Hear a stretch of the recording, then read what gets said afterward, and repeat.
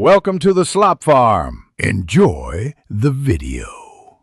In this video, I will explain how to make fish soup for cats. First, prioritize safety by using only boneless cooked fish. Never add any seasonings, onions, or garlic, as these are harmful to felines. It is crucial to introduce any new food gradually to your cat's diet to observe their reaction. Always speak with your veterinarian before making significant changes to your cat's meal plan to ensure it meets their specific nutritional needs.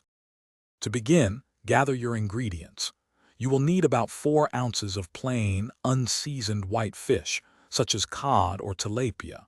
Cook the fish thoroughly by steaming or boiling it until it is flaky. Additionally, have 1 cup of low-sodium fish or vegetable broth ready. It is essential that all ingredients are completely plain and free from any additives that could be harmful to your beloved cat. Once your fish is cooked, flake it into very small, manageable pieces. Next, combine the flaked fish with the 1 cup of low-sodium broth in a blender. Blend the mixture until it achieves a smooth, soupy consistency. The goal is a texture that is easy for your cat to lap up. If the soup appears too thick, you can add a little more broth, 1 tablespoon at a time, until it reaches the desired consistency.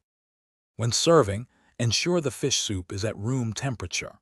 Offer your cat a small portion, typically 2 to 3 tablespoons, in a clean bowl. Observe their reaction and adjust future portions accordingly.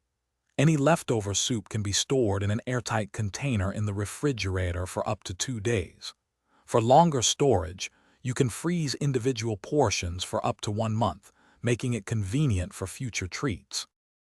Thanks for watching. Consider subscribing if we helped you today.